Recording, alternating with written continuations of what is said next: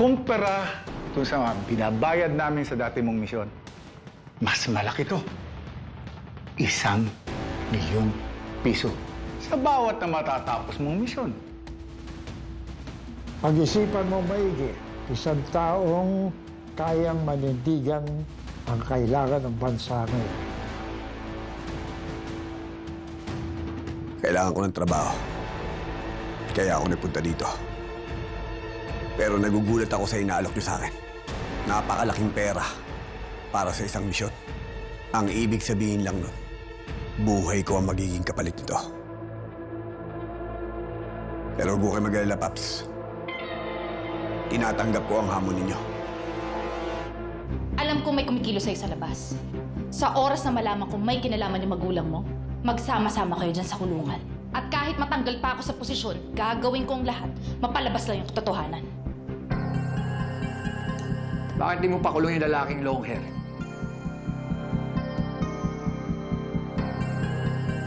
Sabi ni Mr. Chan, siya din yung humuli sa kanya. Nakalaban ko sa Chinatown. Kilala mo yung lalaking yan? That's for me to know and for you to find out.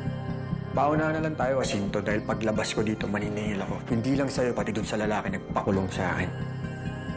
Kaya mo na yung trabaho mo.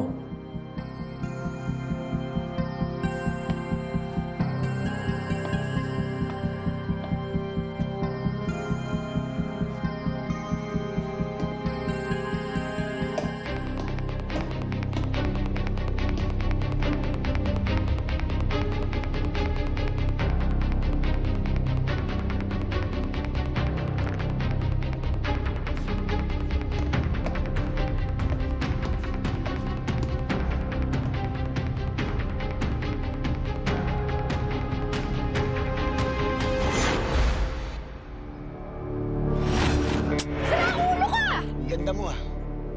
Ano pangalan mo? Excuse me. Aray! Ikaw na naman? Bakit di mo pakulong yung lalaking long hair? Tigil! Sabi nakalaban ko sa Chinatown. Sabi ni Mr. Chan, siya din yung humuli sa kanya. Lalaking mahaba ang buhok. Siya rin kaya yung lalaki nagnakaw sa akin ng halik. At yung lalaki nakita ko sa bar noong Chinese New Year.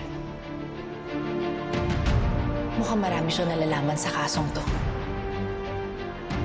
Kakampi ba siya o kalaban?